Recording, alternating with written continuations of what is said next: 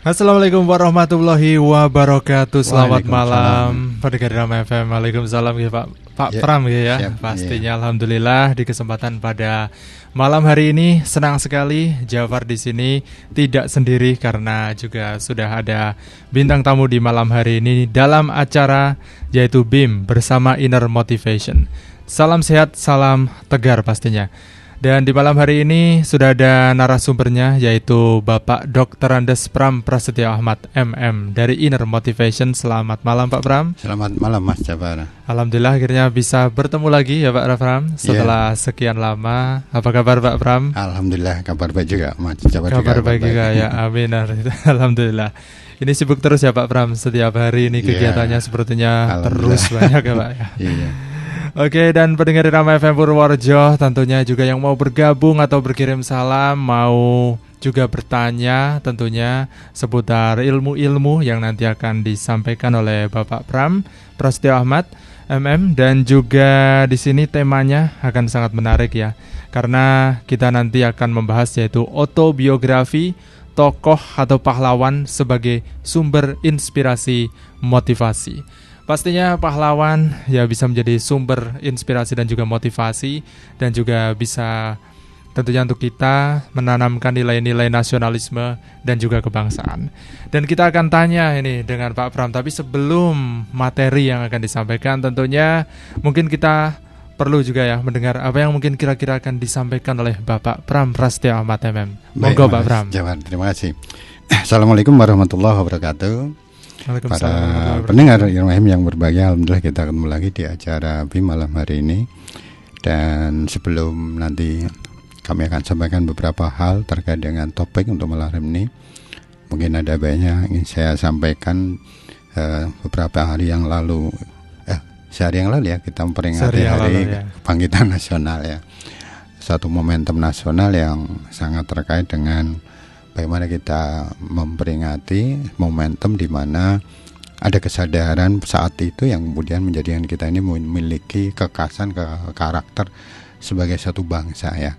Dan kalau kita bicara tentang hari kebangkitan nasional atau dikenal Harkitnas ya, ini memang sejak tahun 59 ini diperingati karena ada Kepres 319 yang kemudian menetapkan 20 Mei sebagai hari kebangkitan nasional. Namun ada yang menarik yang terkait dengan Harkitnas ini, yaitu bahwa ada sekian tokoh. Dari kalau kita melihat ada 9 tokoh yang utama, pendiri BIM utama itu ada 2 yang itu kebetulan terkait dengan Purworejo. Terkait dengan Purworejo. Iya. Ini menarik ini. Jadi yang pertama adalah kita mengenal tokoh yang namanya Dr. Sulaiman. Dr. Sulaiman, kalau beliau memang asli sini Gerabak ya, tempat lainnya di Gerabak. Lalu ada lagi seorang tokoh namanya Dr. Gumbrek. Nah, Dr. Gumbrek itu beliau ini termasuk di dalam pendiri BIM utama. Hanya memang beliau itu tinggalnya karena ikut ayahnya ya. Ayahnya itu adalah adik Bupati Purworejo ketiga. Jadi kalau dari sisi keturunan ya beliau masih keturunan Jogonegoro 1. Nah, kedua tokoh ini tentu saja ya kalau kita kupas ceritanya mungkin cukup panjang, namun yang jelas mereka bergabung di dalam organisasi Budi Utomo yang dipelot oleh Dr. Wahidin Sudriusoto, Dr. Gunawan, Dr. Sutomo. Mereka ini adalah para pelajar atau para istilahnya lulusan dari Stovia ya. Stovia. Jadi Stovia adalah School of Learning van Inlander Artsen. Jadi memang semacam kayak sekolah kedokteran.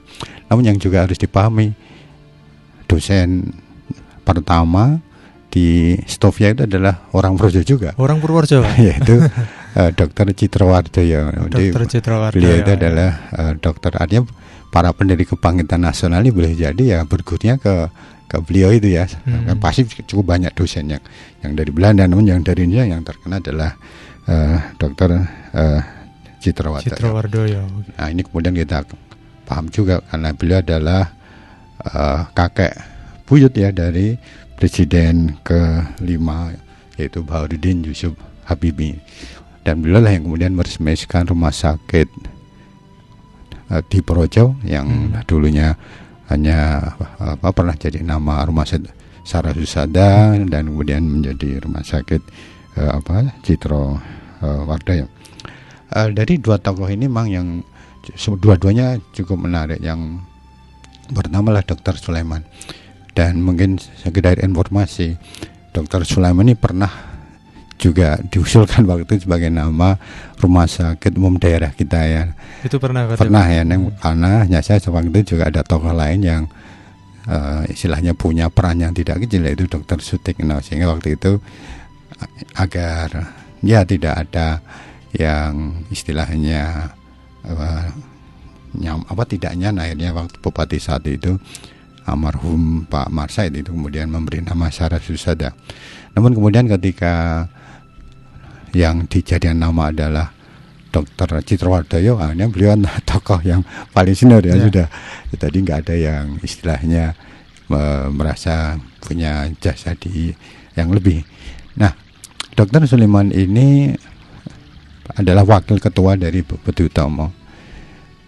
Beliau ini kalau kita kemudian melihat sejarah Budi Utomo, kan itu lahir di 20 Mei 1908 ya. Itu ada yang namanya pergantian pengurus ya, kan nanti pengurusnya gonta-ganti gitu ya. Nah, yang tetap dan seringkali tetap jadi pengurus adalah yang ini Dr. Sulaiman ini. Sampai kemudian beliau memilih untuk melanjutkan pendidikannya. Jadi dulu dia sudah dokter, lalu di tahun 1927 beliau ke Leiden dan beliau meraih gelar doktor, kalau nggak keliru di tahun 1929. Mungkin ini doktor pertama se-Indonesia tahun 1929. Mungkin belum ada sih dokter. Itu di Belanda berarti ya? Beliau di Belanda. Nah, kalau Dr. Gumbrek tadi saya sampaikan bahwa beliau masih keturunan dari Jogonegoro I. Beliau kemudian jadi dokter di beberapa tempat dan yang paling banyak beliau ada di Banyumas. Namun yang cukup menarik, adalah dua-duanya ini pernah sekolah di European Large School. Jadi sekarang jadi SMP 2. Jadi beliau European namanya Pak ya. Dulu masih sekolah Eropa karena memang waktu itu di Purworejo berkembang pesat perusahaan gula yang di Jenar sana, dan waktu itu menjadi pabrik yang terbesarnya Belanda di Asia, sehingga cukup banyak orang-orang Eropa yang ada di sana, sehingga kemudian kalau orang-orang Eropa tokoh-tokohnya itu banyak yang anak-anaknya para pembesar, para pengusaha Belanda saat itu sekolahnya di ELSC ya, di yang sekarang SMP 2. Namun juga beberapa istilahnya pamong praja, orang-orang yang memang kemudian anaknya memberi kualitas bahasa Belanda yang lancar dan yang bagus, dan istilahnya tentu saja melalui istilahnya ya, karena tidak semua orang bisa sekolah di ELSC saat itu. Nah, artinya dua-duanya adalah tokoh yang istilahnya kalau kita kupas sejarahnya secara khusus itu juga tidak kecil. Salah satunya adalah di tahun 1911 itu Dr. Sulaiman ini adalah dokter yang kemudian menjadi semacam kayak ketua tim untuk saat itu memimpin ya untuk pemberantasan penyakit pes yang melanda di Jawa Selatan, dan jasanya cukup besar karena penyakit pes saat itu kan ya dampaknya cukup luar biasa kan. Barat ada yang mengistilahkan orang sakit pagi sore sudah meninggal. Nah, kalau makamnya di Kayu Lawang di Bulus. Nah, kedua-duanya ini memiliki istilah saya karakter, yaitu terkait dengan pengabdian yang tulus untuk kemanusiaan. Oleh karenanya di saat kita memperingati Hari Kebangkitan Nasional di tahun 2022 ini, ya ada baiknya kita juga perlu memiliki rasa bangga dan juga bisa menteladani, karena ada dua tokoh kebangkitan nasional yang ternyata memang itu terkait dengan Purworejo dan waktu SMP-nya sekolahnya di Purworejo. Nah, sekali lagi semoga dengan kita memperingati Hari Kitnas kita memiliki semangat yang lebih kuat lagi, memotivasi diri kita untuk senantiasa menjadi hamba-hamba Tuhan, menjadi warga negara yang memiliki peran dalam rangka untuk bermakna di negara dan bangsa.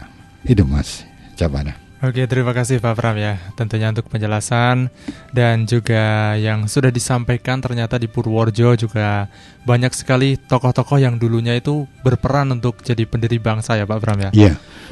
Dan juga luar biasanya memang Purworejo dulu juga punya sekolah yang sampai sekarang masih eksis dan ya banyak yang jadi tokoh-tokoh hebat juga ya Pak ternyata ya Pak Pram ya. Oke, ini menarik. Kalau kita bahas lagi tentunya untuk materi hari ini yang tentunya sangat erat kaitannya dengan sejarah-sejarah di masa lalu dan tentunya latar belakangnya apakah ini yang mendukung tentunya untuk nantinya bagi generasi muda agar juga bisa meneladani gitu untuk tokoh-tokoh bangsa Pak Pram. Baik, para pendengar Irama FM yang berbahagia, materi hari ini kita mengangkat topik bahwa autobiografi atau biografi para pahlawan itu bisa menjadi sumber inspirasi, motivasi. Ada beberapa hal yang menjadi latar belakang. Jadi begini, yang pertama adalah bahwa yang namanya motivasi itu sifatnya fluktuatif ya, artinya naik turun gitu ya. Kan kadang-kadang orang malas, kadang-kadang orang bersemangat, kadang-kadang orang kemudian merasa tidak ngerti harus berbuat apa, kadang-kadang harus menyerah. Jadi ada pola fluktuatif. Artinya apa? Artinya kita kalau pas motivasinya pas rendah ya berupaya untuk segera move on gitu ya. Untuk segera bangkit karena kita tidak bisa kemudian berlama-lama di dalam istilahnya kegundaan, kegalauan dan sebagainya. Artinya ada situasi yang memang menjadikan motivasi naik turun. Nah, kemudian yang kedua adalah bahwa kita memang perlu untuk menjaga motivasi dan juga sumber-sumber motivasi. Karena apa? Karena kalau kita katakanlah begini, bawahnya Mas Jafar punya motivasinya adalah menjadikan hidup masa depan itu bahagia gitu kan, yang terkait dengan pribadi. Namun kadang-kadang di dalam perjalanan ada benturan itu ya, sehingga sumber motivasi untuk dari aspek kedirian tadi kan kadang-kadang jadi sesuatu yang istilahnya kurang mendorong yang fluktuatif tapi kalau kemudian kita memiliki bumper yang berikutnya lagi ya, bawahnya kita punya bumper kesadaran nasionalisme. Oh ya, para tokoh-tokoh itu berjuang tidak semata-mata untuk kepentingan pribadi, namun untuk bermakna pada yang lain. Nah, ini namanya ada bumper yang kemudian kita istilahnya bisa menjaga motivasi kita. Oh ya, kalau kita ingin jadi teladan, kalau kita ingin jadi kebanggaan keluarga, nah mungkin kita harus paham bahwa kita pun punya peran yang tidak semata-mata untuk masa depan sendiri, namun juga bermakna. Nah, ini menjadi hal yang istilahnya kita perlu. Nah, artinya kita perlu bumper motivasi yang sifatnya tidak hanya pribadi ya. Meskipun ya juga bisa kita punya bumper motivasi yang paling mendasar adalah terkait dengan aspek religi gitu ya. Kita ini diciptakan oleh Tuhan, oleh Allah, sehingga tentu saja kita harus punya makna, karena dengan makna itu kita punya bekal untuk kembali ke akhirat. Nah, kemudian yang juga harus dipahami adalah memang ada saat di mana kita ini ya mau nggak mau ya belum move on gitu ya, belum move on. Nah, di saat itu kalau kemudian kita membaca atau kemudian memahami dari kisah-kisah biografi atau autobiografinya para tokoh tadi, tokoh-tokoh yang kemudian kita kenal, boleh jadi kita jadi oh ya, ternyata setiap manusia itu punya perjalanan, ada kegagalan, ada keberhasilan. Nah, itu dari biografi itu menjadi sesuatu yang boleh jadi akan menginspirasi kita. Artinya kita bisa aja kemudian bertanya, kita dengan adanya benturan seperti ini kok menyerah gitu kan, orang-orang lain tidak. Nah, ini yang kemudian harus kita pahami. Ada yang perlu saya samakan begini Mas Jafar dan juga para pendengar yang begini, bahwa kalau kita membaca ya, katakanlah masyarakat membaca buku-buku komik ya, komik manga gitu ya. Kan tokohnya ada ya? Ada. Tapi itu fiktif atau realita? Biasanya fiktif. Nah, alam semesta ini tidak merekam gelombang atau getar dari tokoh-tokoh fiktif, kan itu ada di buku. Kenapa? Ya kita bisa lihat, katakanlah alam ini punya CCTV gitu kan. Makanya kan yang dia hanya kertas yang dibuka-buka gitu. Tapi kalau yang direkam oleh alam ini adalah perjalanan hidup seseorang. Nah, dari situlah rekaman-rekaman itu tentu saja akan menjadikan kita pada saat kita mempelajari tokoh itu, saat kita kemudian membaca bagaimana perjalanan hidupnya, ada naik, ada turun, boleh jadi ada emosi yang terlibat gitu kan. Ya, nah, benar, Pak. Ketika emosi itu terlibat, kita kemudian akan muncul tadi inspirasi untuk kita moga-moga memiliki daya juang seperti tauhid. Kan apa? Karena beliau-beliau kan kemudian terus berlanjut gitu kan. Di dalam perjalanan hidup beliau ketika ada benturan, ada tantangan, terus berlanjut. Nah, itu yang kemudian menjadi satu yang membantu kita. Oleh karenanya kalau kita paham tentang yang namanya universe subconscious area, jadi semesta ini juga ada semacam kumpulan data yang merekam perjalanan kehidupan sebelumnya. Itu menjadikan kita ketika kita belajar tentang autobiografi, boleh jadi nilai-nilai keteladanan positif dari tauhid itu bisa kita rasakan, itu bisa kita rasakan. Nah, ini yang kemudian kenapa ya pada saat kita posisi motivasi rendah, kita baca tokoh-tokoh itu ya. Itu biasanya langsung naik gitu, ada rasa. Paling gitu, tidak kemudian, oh iya kan gitu. Nah, artinya kita jadi ya kalau kita beli, semuanya tokoh-tokoh agama, kan beliau juga sekian banyak orang-orang proja yang istilahnya memiliki teladan. Nah, kalau kemudian kita membaca itu, maka dari perjalanan perjuangan beliau kan menjadi sesuatu yang kita pahami. Nah, apalagi kalau beliau itu ada di sini gitu ya. Beliau ada di sini merasakan jadi satu yang kuat gitu ya. Oleh karenanya saya mencoba, mungkin kalau tidak hari ini ya mungkin kita bikin berseri ya. Sekian tokoh-tokoh proja dengan keteladanannya ya. Itu yang ketiga. Nah, kemudian yang jadi latar belakang yang kuat adalah bahwa kalau seseorang ini pas motivasinya rendah, artinya lemah gitu kan, maka godaannya banyak kan gitu kan. Ada pelarian, wah istilahnya sedang nggak semangat, udah cari pelarian itu. Nah itu bisa itu. Nah, ketika dia mencari pelarian, mencari kompensasi, bisa nggak dijamin itu pasti positif? Belum tentu ya, belum tentu pasti. Nah, ketika kemudian tidak ada jaminan, bahkan kemudian ada kecenderungan negatif, yaitu tidak fokus pada cita-cita, kan akhirnya tujuan atau cita-cita yang tadinya menjadi fokus jadi diabaikan, lalu kemudian terjebak pada hal-hal yang sia-sia kan itu. Nah, ini oleh karenanya karena kita menghadapi situasi yang tadi fluktuatif, kadang-kadang kita belum move on, kadang-kadang kita kemudian ada kejadian, maka kita perlu makanya kita perlu istilahnya membaca atau belajar dari biografi ya, atau autobiografinya para tokoh yang kemudian jadi sana akan ada nilai-nilai keteladanan. Demikian latar belakangnya, Mas. Oke, terima kasih Pak Pram ya. Luar biasa memang kalau dibedah ilmunya memang banyak sekali nih yang sudah dijelaskan oleh Pak Pram. Memang benar sekali ketika kita membaca autobiografi atau juga biografi tokoh-tokoh idola itu memang semangatnya naik ya. Mungkin pas ketika lagi down karena hidup yang berbeda-beda, perjalanan hidup, tiba-tiba bisa ada semangat motivasi untuk mencapainya lagi ya Pak Pram ya. Ini yang membuat kita menarik. Tapi kalau tadi yang buku misalkan seperti komik atau cerita fiktif itu ya kadang cuma setelah dibaca hilang saja. Tidak ada kayak emosi jiwa yang kita akhirnya terhubung ya. Ini menarik. Tapi kecuali gini Mas Jawar. Kecuali kalau yang kita baca adalah komik-komik yang terkait dengan tokoh-tokoh yang real itu bisa jadi ya. Makanya mohon maaf, ini saya ingat sekali waktu itu sebelum munculnya komik-komik manga Jepang gitu ya. Kalau komik manga itu isinya apa? Kan masih bunuh-bunuhan gitu kan. Istilahnya pamer kesaktian dan sebagainya. Nah, sebelumnya itu sebenarnya pernah ada produk komik ya, tokoh-tokoh yang terkait dengan para industriawan Jepang. Saya punya beberapa komiknya itu. Ada tokoh tentang Shuichiro Honda, ada Kawasaki, dan ada Suzuki dan sebagainya. Itu menceritakan bahwa mereka ini menjadi industriawan di Jepang, ternyata ada perjalanan hidup yang tidak sederhana ya, bisa jadi cukup motivasi berat perjalanan hidupnya, bahkan kemudian mereka juga memberikan keteladanan ketika mereka sukses. Nah, komik-komik yang seperti ini akan menginspirasi kan, itu adalah realita gitu kan.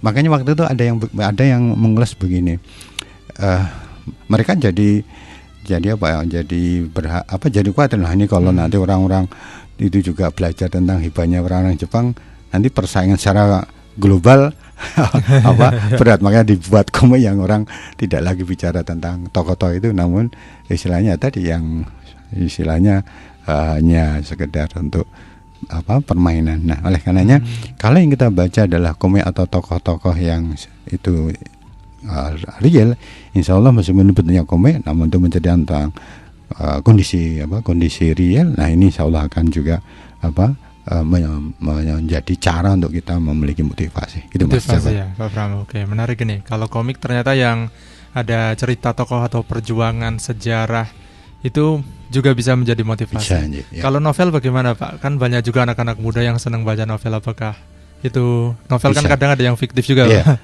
Kalau itu fiktif, salah satu efeknya adalah terkait dengan kepekaan, karena memang banyak para penulis ini dia menulis dengan mengoptimalkan rasa ya, sehingga kita baca novel pun sebenarnya itu juga positif ya, karena apa? Karena pada saat kita mencoba novel, kita bisa melihat ada realita yang kemudian itu bisa menjadi semacam kayak saya punya jendela ya, saya terbuka jendela untuk melihat yang lebih luas. Kalau secara mememori, maka membaca buku itu akan menjadi sesuatu yang akan bisa kita ingat gitu ya. Okay. Nah, kalau yang kita ingat itu juga terkait dengan value, nilai-nilai, maka itu menjadi satu positif ya. Ini berbeda dan mohon maaf, kita membaca di gadget ya. Gadget itu adalah pancaran radiasi kan.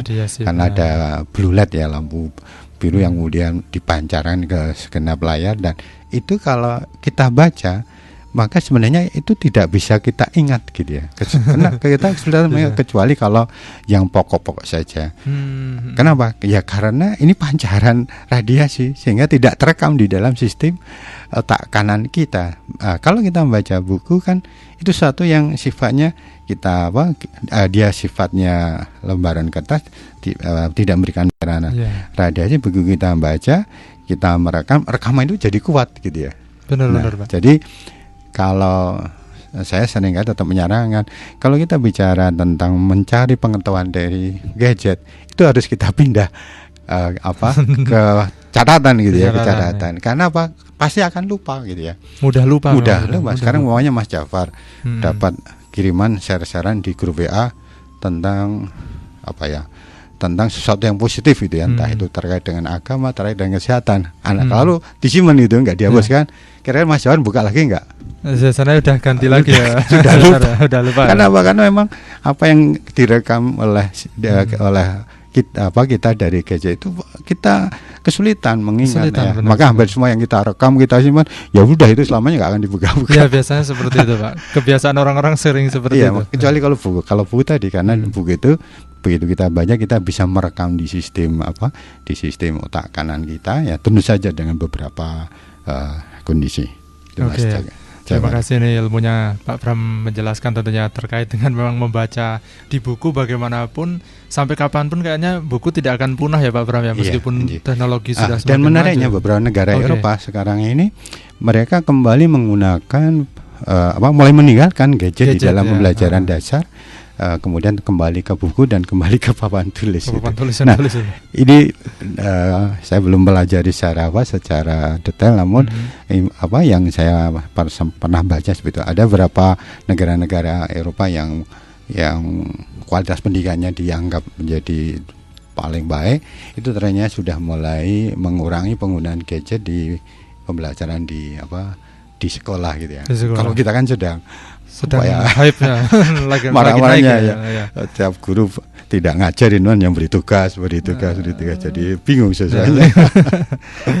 Oke Pak Pram, terima kasih ya. Oke, kita juga akan kembali memasuki untuk tema berikutnya, atau juga maksudnya untuk pertanyaan berikutnya. Namun untuk pendengar Rama FM yang mau bergabung atau berkirim salam, silahkan saja bisa ke 81 392 696 815. Nanti bisa ditanyakan tentunya, karena kita masih banyak juga nih topik-topik yang akan dibahas seputar autobiografi. Oke, untuk berikutnya ini pertanyaannya Pak Pram, yaitu pastinya banyak orang bertanya, tidak hanya sekedar membaca, tapi manfaatnya ketika mempelajari autobiografi itu apa Pak Pram? Monggo dijelaskan. Para pendengar Rama FM yang berbahaya, jadi mempelajari autobiografi sekali memang itu bisa dari gadget juga bisa. Dari gadget namun bisa. dengan catatan kalau kita ingin mengingatnya harus kita pindah atau kalau enggak kita menggunakan beberapa buku-buku yang istilahnya sudah disusun oleh para penulis tentang tokoh itu. Kalau saya sendiri memang berusaha untuk memiliki khususnya untuk proyek itu, jadi untuk tokoh-tokoh yang di proyek saya berusaha untuk memiliki autobiografinya. Para pendengar yang berbahagia, ada beberapa manfaat kalau kita kemudian mempelajari biografi atau autobiografi para tokoh, para pahlawan. Yang pertama adalah bahwa kalau kita membaca muncullah inspirasi, muncullah suatu gagasan ya, yang boleh jadi gagasan itu di luar apa yang kita pahami selama ini. Nah, kadang-kadang dengan kita membaca autobiografi tokoh itu kadang-kadang oh ya ternyata tokoh-tokoh itu memiliki semacam ketika mencari solusi ini pakai pola yang kayak ini ya. Mungkin kadang-kadang itu tidak kita, maka itu bisa menjadi menjadi inspirasi. Nah, setiap biografi itu pasti akan bercerita tentang perjalanan ya, perjalanan. Namun yang perlu dicermati pasti tidak ada tokoh yang sempurna gitu ya. Itu benar, Pak. Nah, dengan demikian kalau kita kemudian paham bahwa ada perjalanan, ada perjuangan, bahkan ada pengorbanan, maka pada saat kita membaca seperti itu akan juga menjadi memotivasi kita ya. Karena begitu kita merekam perjalanan ya, ada rekaman perjalanan di dalam diri kita, maka sistem otak kita akan memiliki memori itu. Sehingga katakanlah kalau kita menghadapi satu tantangan, menghadapi masalah, memori di dalam kita diri kita sudah pernah membaca, oh dulu tokoh itu pernah mengalami kesulitan, kebuntuan, namun kemudian dia berjuang ada solusi, itu sudah ada. Makanya yang muncul adalah kita jadi paham, oh ya kita perlu inspirasi, kita perlu alternatif ya, kita perlu semacam mencari solusi. Nah, bagi mereka yang tidak pernah atau tidak paham membaca biografi kan kadang-kadang begitu ada benturan ya sudah putus asa, ngeluh gitu kan, akhirnya fatalis dan sebagainya. Nah itu makanya salah satu manfaat adalah kita bisa memiliki inspirasi dan itu juga akan menjadi motivasi kita. Sekali begitu kita membaca dan kita apalagi kalau kita membaca awal akhir kan ada perjalanan dan itu kita rekam sehingga di dalam perjalanan ada perjuangan, ada pengorbanan, memori itu sudah kita miliki sehingga begitu kita istilahnya pakai teknik yang namanya law of attraction atau pikiran positif kan kita lalu prasangkanya kan prasangka positif karena kita pernah membaca itu. Nah ini beda dengan mereka yang tidak memiliki wawasan itu ya, prasangkanya jadi jadi negatif ya. Itu yang pertama.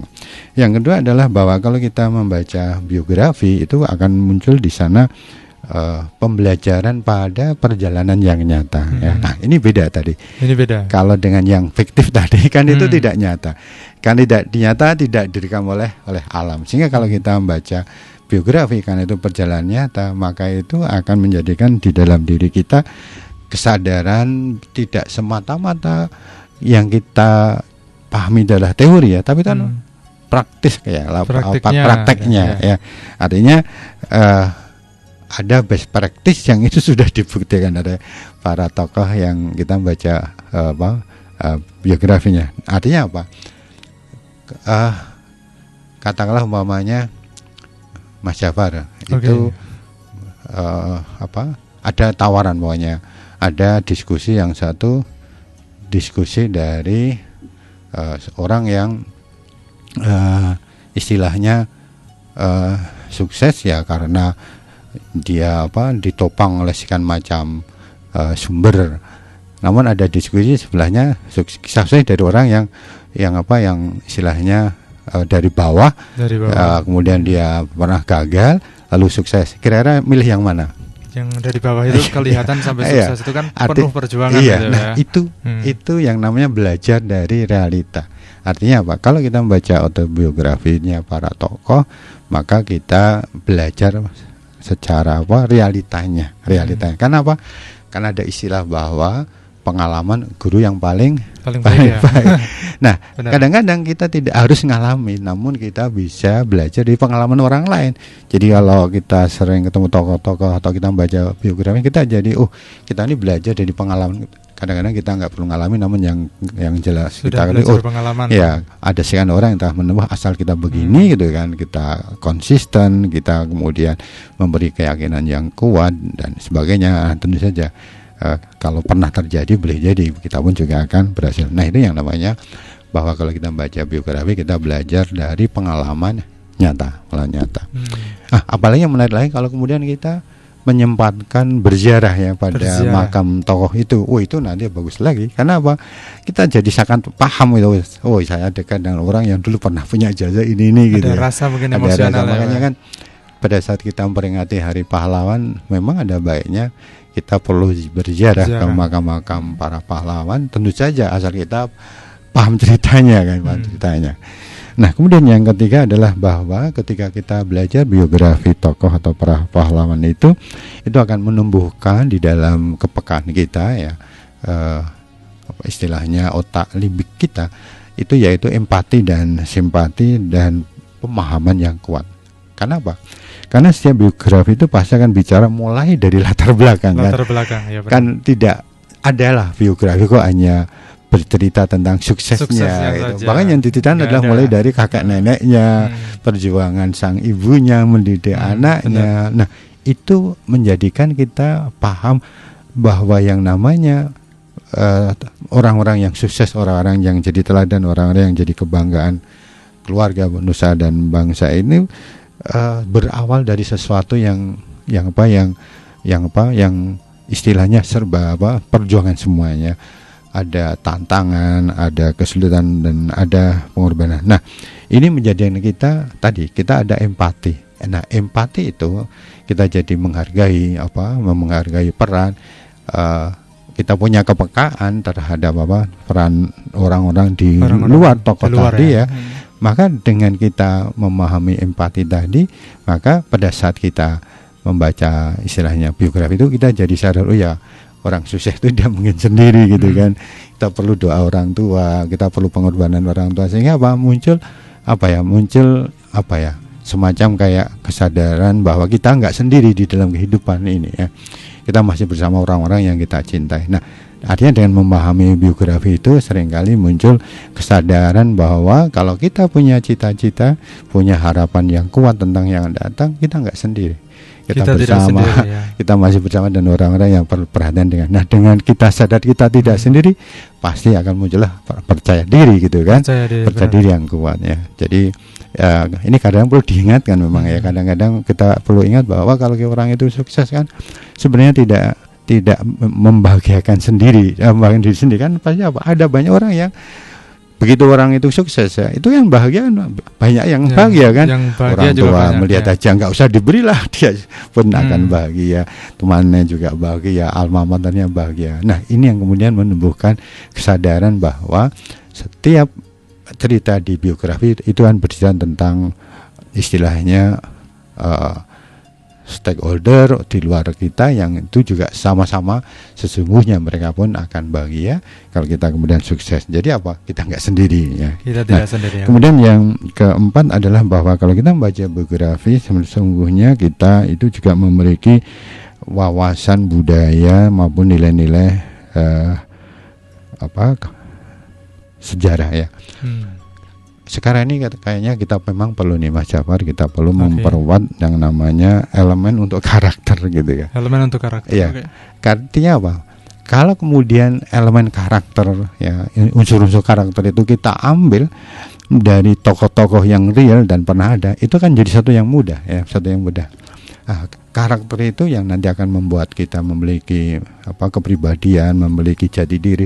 Itu di era sekarang menjadi penting. Karena karakter yang kuat, jati diri yang kuat itu menjadi landasan utama di dalam menghadapi berbagai macam tantangan. Ya, cobalah sekarang ini kan kalau kita mohon maaf ya, kalau kita melihat sekian orang mencari jalan pintas itu ya, karena nggak ada solusi, sudahlah bunuh diri umpamanya itu. Atau kemudian orang tidak punya pemahaman bahwa dia punya tanggung jawab pribadi masa depan. Udahlah ikut geng ini, geng itu, tawuran kan itu kan. Itu dan contoh karakter yang lemah. Atau kemudian umpamanya, mohon maaf ya. Ketika nggak ada gagasan tentang tanggung jawab masa depan, terlibat dalam pergaulan, ya akhirnya mau nggak mau harus nikah kan, hamil dan sebagainya. Itu kan tidak sedikit kan? Banyak sedikit. Itu Pak. Banyak. Banyak yang muda-muda. Saya pernah mencatat nih, tapi mungkin suatu saat yang kita bahas khusus yaitu kalau nggak keliru pada saat era pandemi puncaknya di tahun 2020 itu rekomendasi nikah dini ya, artinya untuk para pelajar kan nikah dini. Mereka yang di bawah 18 tahun kan berarti pelajar kan. Pelajar ya. Apalagi sekarang itu juga banyak anak-anak SMP ya. Ada anak-anaknya yang hamil dan sebagainya. Nah, di tahun 2020 saya lagi ya, angkanya di Proja. Ini data yang saya ambil dari Pengadilan Agama. Itu 312 orang gitu ya. Wow. Artinya apa? Itu usia dini kan. Nah, kalau sekarang di 2024 atau 2023 itu angkanya sudah turun di 171. 171. Itu artinya tentu angka yang tinggi sebenarnya ya. Artinya apa? Kalau kemudian karakter itu lemah gitu ya, karena kita tidak bisa memiliki elemen dari karakter itu sendiri, kita tidak punya akar budaya sejarah yang konkret. Nah, itu yang berdampak pada orang-orang jadi mudah untuk terjebak pada hal-hal yang sifatnya bias. Itu yang keempat. Nah, kemudian yang kelima adalah kalau kita belajar tentang biografi, sesungguhnya kita memiliki kemampuan untuk melatih berpikir secara kritis ya. Kenapa? Biografi itu pasti akan bercerita tentang aspek yang makro. Kemudian di sana pasti ada keberhasilan dan kegagalan kan. Lalu jadi kita ngerti, oh ya, kalau demikian, kalau kita tidak ingin mengulang kegagalan ya kita kemudian bisa menghindari kegagalan itu. Kita jadi ngerti kan, oh ya, sebaiknya ngapain, oh sebaiknya gini. Nah, artinya kalau kita membaca biografi otomatis kita akan memiliki yang namanya kecerdasan atau keterampilan, kalau dikenal namanya adversity quotient ya, kecerdasan menghadapi tantangan. Jadi tidak hanya intellectual quotient, emotional quotient, spiritual quotient, namun ada yang namanya istilahnya kecerdasan menghadapi tantangan. Nah, kalau ini bagus, artinya kita ngerti, oh kita terbiasa nih berpikir kritis, oh ini kita terbiasa untuk istilahnya mencari solusi. Itu kemudian menjadikan kita memberi yang namanya kualitas manajemen risiko yang bagus, memprediksi, memforecasting, istilahnya, kalau seperti ini sebaiknya begini kan. Nah, di era sekarang ini yang kemudian penting ini ya. Penting untuk ditanamkan penting untuk kita, ya. Karena mohon maaf, kemarin kita melihat data, kalau nggak keliru ada sekitar 1.907 bulan atau 1.709 bulan para calon pegawai yang hanya mundur sudah terdaftar diterima mundur gitu ya. Banyak.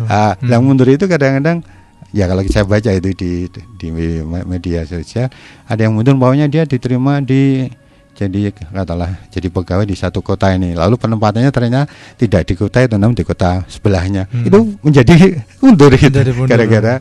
Artinya apa? Ada tantangan yang sesungguhnya kan itu harusnya bisa kita hadapi ya. Namun benar. Tadi kalau kita karakternya lemah, pribadinya kita lemah, jadi kita enggan menghadapi tantangan. Nah, apalagi ya, ini mohon maaf. Katakanlah kalau ini umpama kita melihat adik-adik kelas kita, adik-adik kita yang belajar yang di 5 hari sekolah.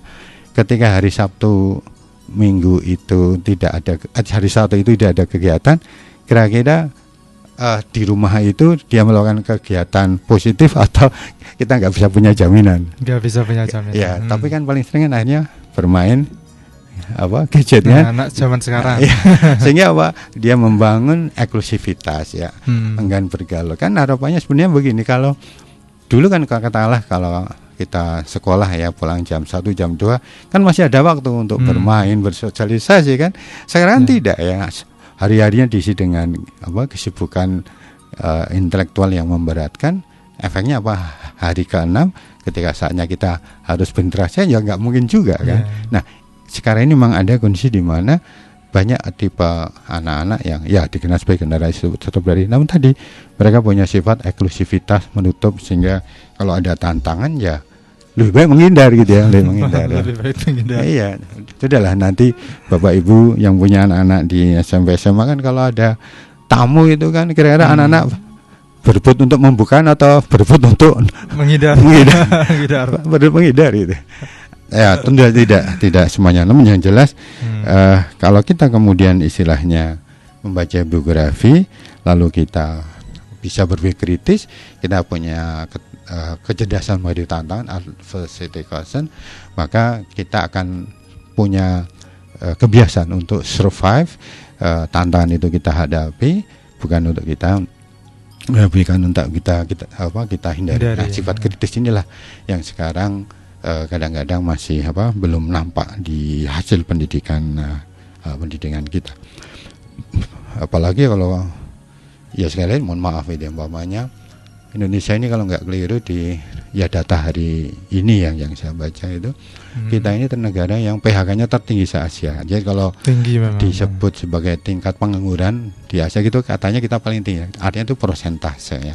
Nah, di sisi lain kalau itu banyak yang PHK berarti salah satu yang kita lihat adalah kalau di negara lain itu begitu ada gelombang PHK berarti kurang munculnya para wirausahawan baru gitu kan. Nah, itu yang dievaluasi pendidikannya.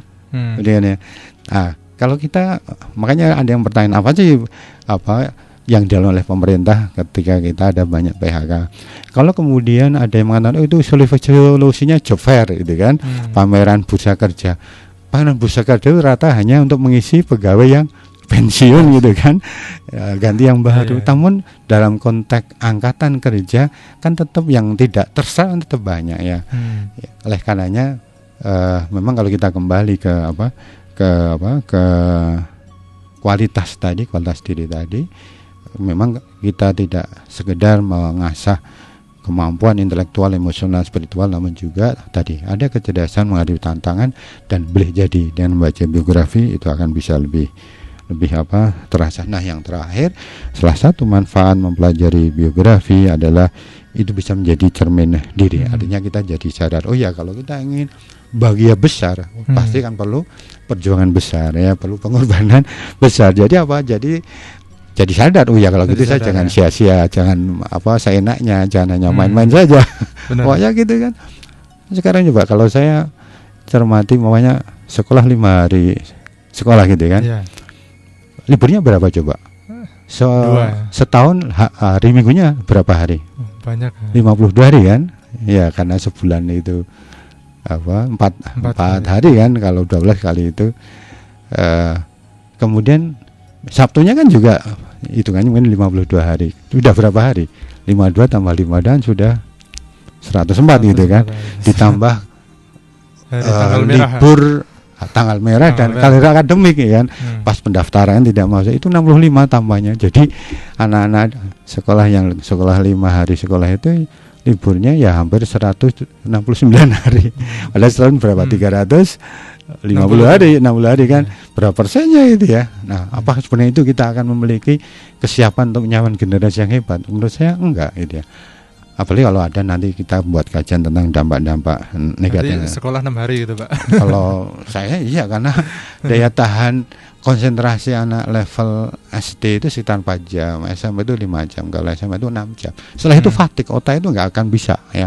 Dan saya juga sering ketemu beberapa teman guru yang kalau sekarang kalau ngajar jam 2 nggak perlu ngelek anak mau nggak kata gitu, terserah mau tidak terserah. Jam 2 ya. Jadi beliau jadi ada banyak hal yang harus kita prihatin gitu ya. Nah, kembali ke tadi. Kalau kita membaca biografi, kita bisa bercermin ya. Jadi kalau kita ingin sukses besar, berarti apa? Berarti kita harus menyiapkan sejak awal. Kalau kita ingin sukses besar, berarti kita harus dengan pengorbanan. Artinya apa?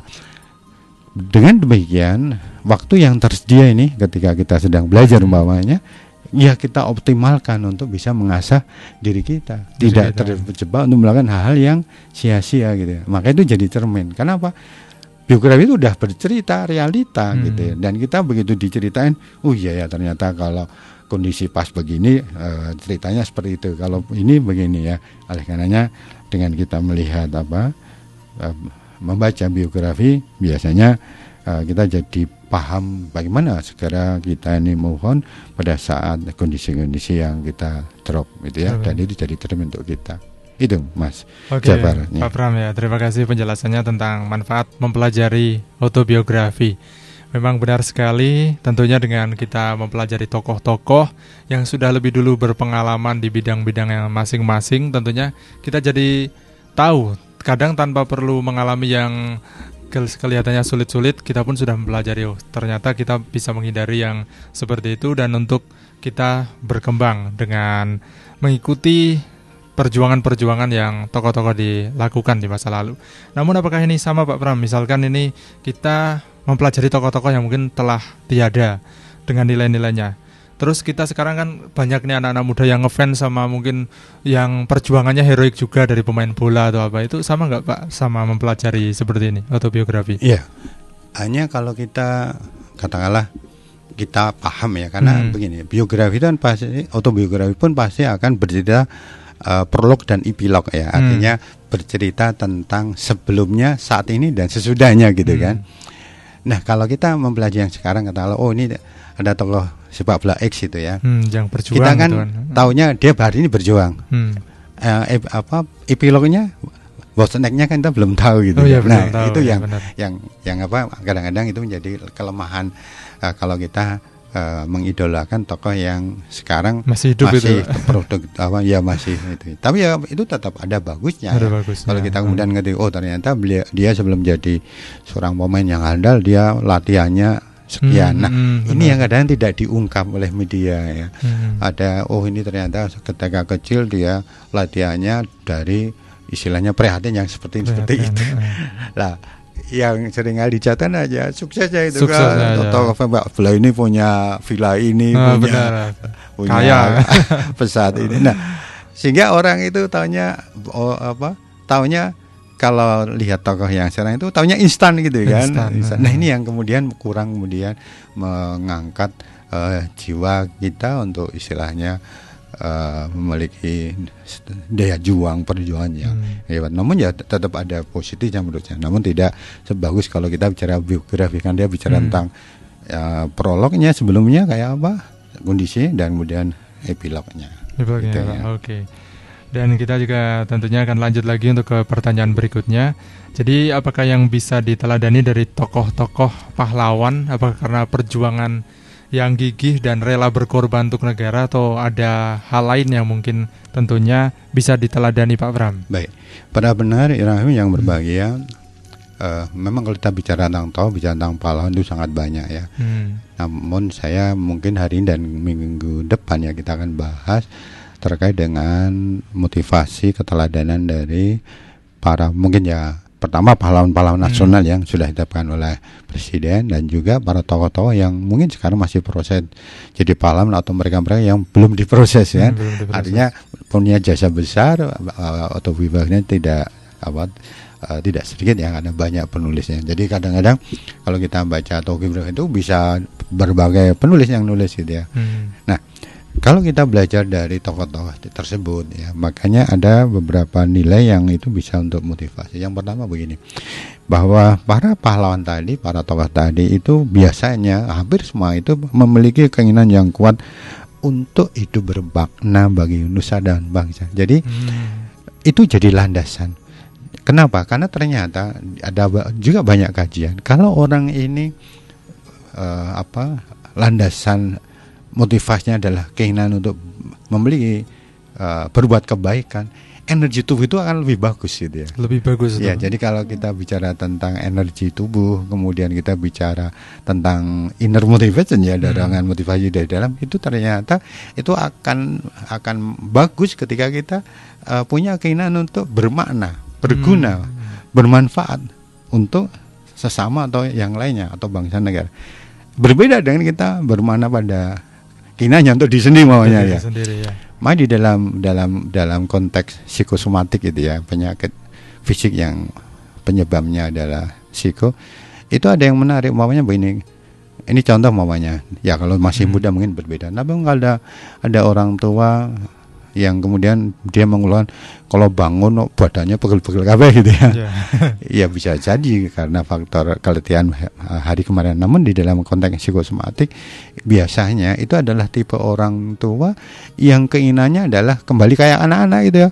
Didahulukan, dilayani. Artinya dia tidak berpikir bermanfaat dia menebar kasih sayang, mampu memberi nasihat yang baik. Kalau yang difantil untuk diri sendiri efeknya apa? Lemah. Begitu lemah, bangun badannya ya nggak nyaman gitu. Makanya kalau kita belajar dari para pahlawan tadi, yaitu mereka punya keinginan yang kuat untuk hidup yang berguna, bermanfaat. Nah, kemudian yang kedua adalah bahwa para pahlawan, para tokoh tadi, kalau kita baca biografinya beliau, adalah orang-orang yang berorientasi pada menyiapkan generasi yang akan datang, ya, menyiapkan bahwa yang akan datang setelah dirinya ada lebih bagus. Jadi kebanggaan dia adalah kalau bisa menjadikan yang akan datang lebih baik. Nah, ini yang ada pada diri mereka, ya. Ya, tentu saja ini pun jadi sesuatu yang bisa kita teladani ini. Namun butuh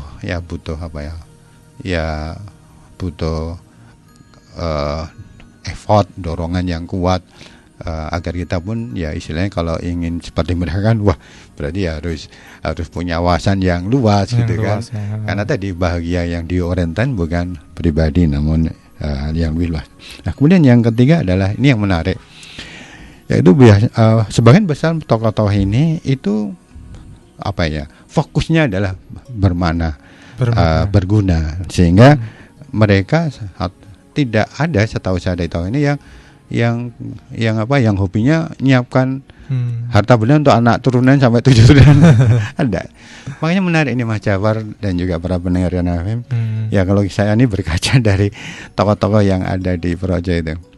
Kadang-kadang mohon maaf ya, pokoknya sambil tokoh contoh Bupati pertama era Merdeka Projo, yaitu Raden Muridno, dan beliau setelah jadi Bupati Projo 45 sampai 50 dia menjadi residen.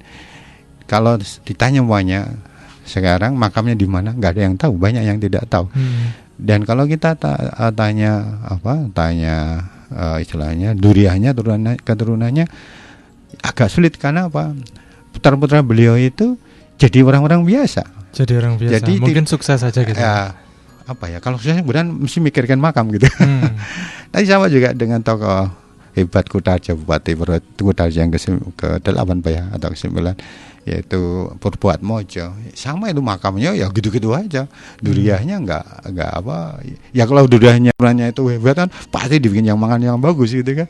Nah, itu tipenya orang Mojo itu kayak gitu.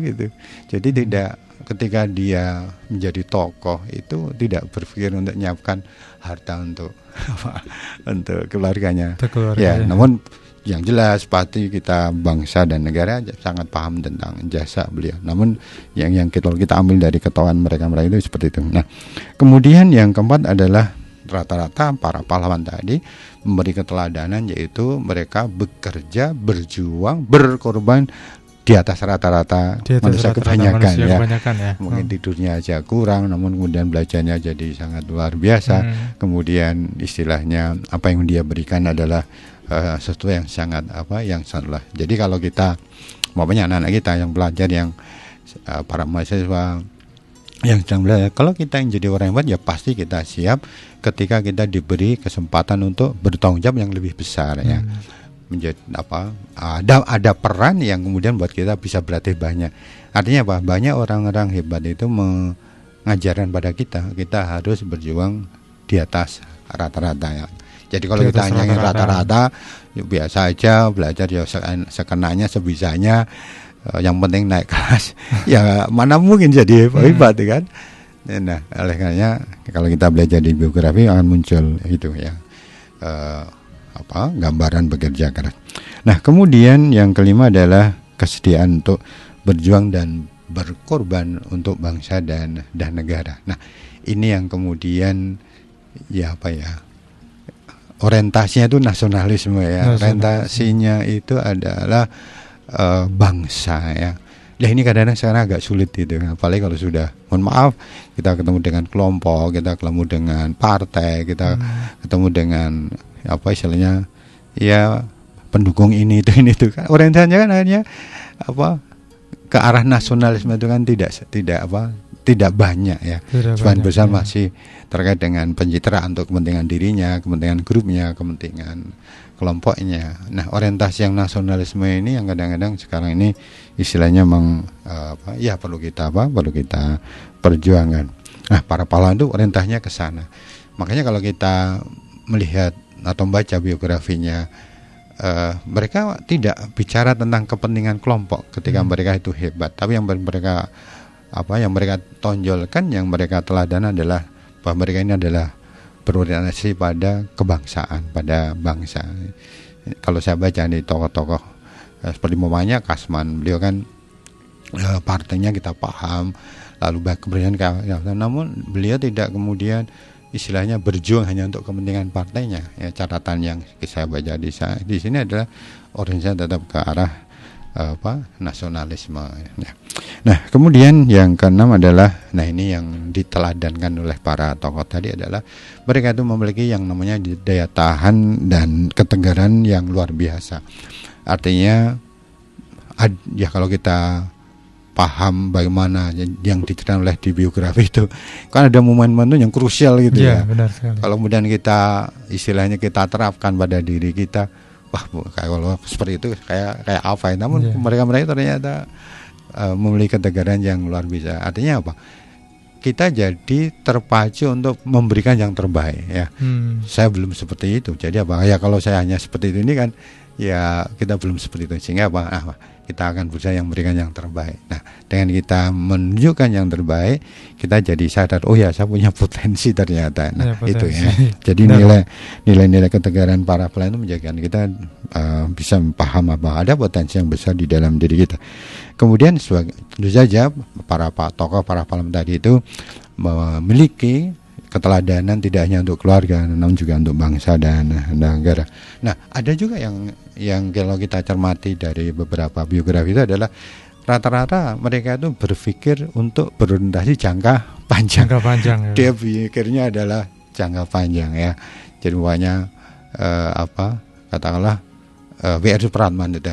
Meskipun beliau itu menciptakan lagu, membuat nadanya, membuat liriknya, namun sebenarnya bukan itu tujuan beliau menjadi tokoh, menjadi orang, menjadi seorang. Tujuan tidak hanya nyipta lagu. Beliau tujuan adalah Indonesia merdeka.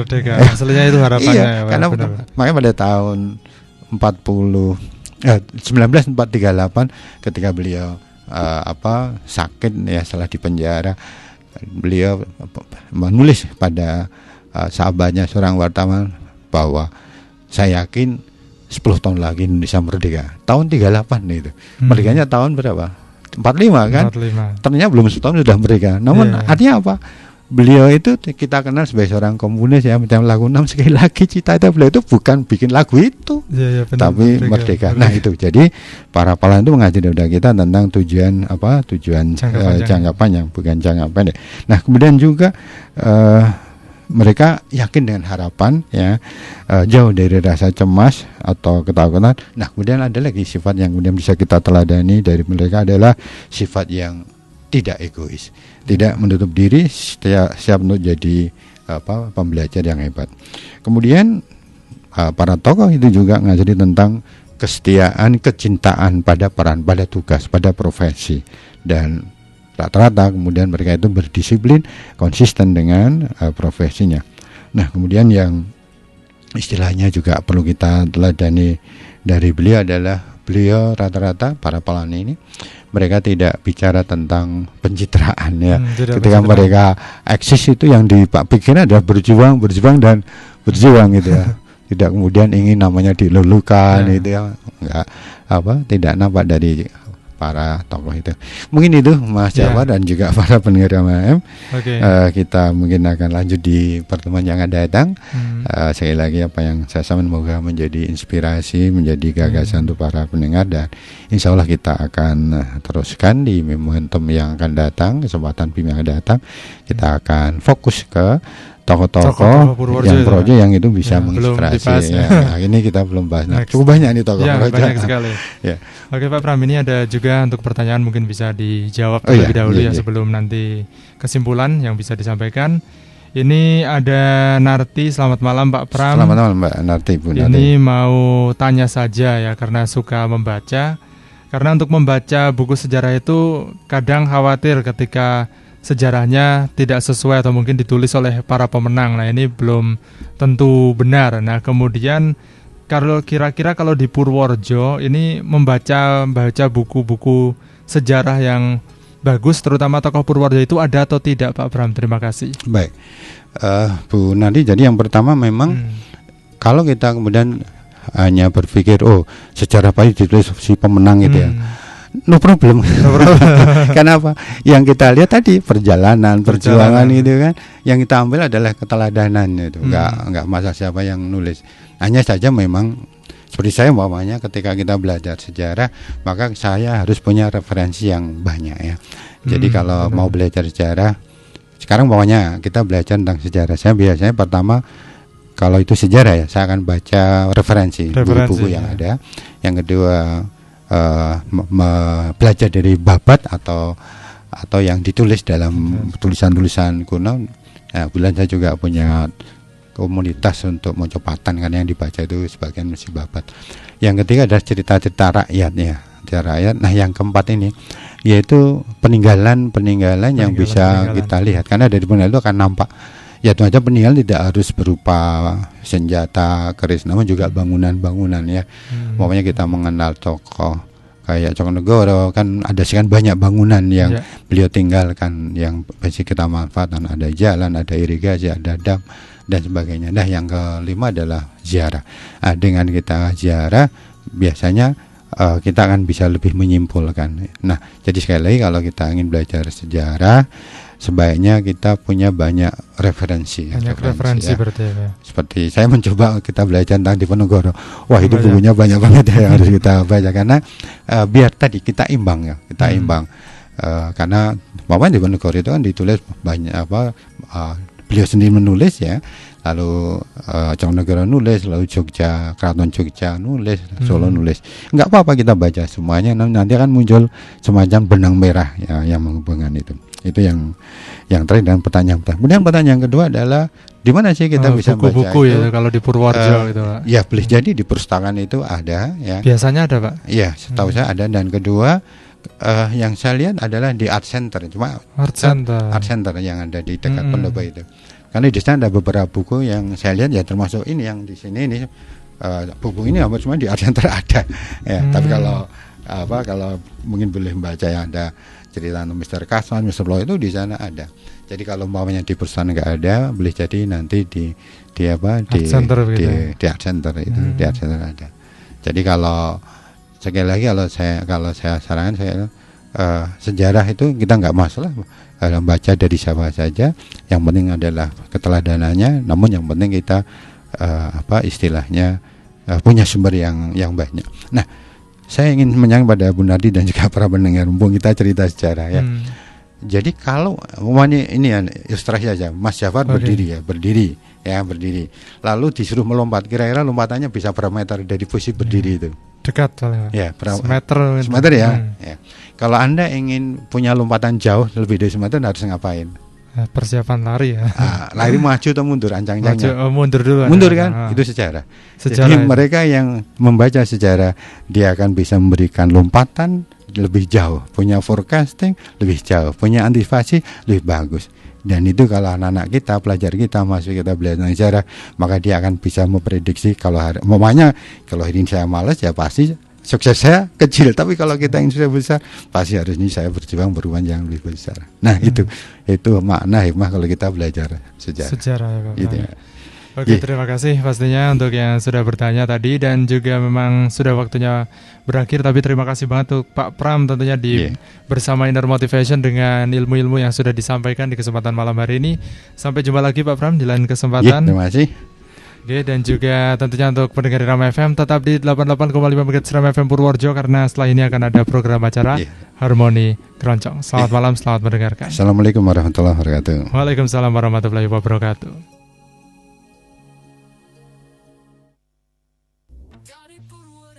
Untuk Indonesia, dari lokal untuk global, Radio Rama FM.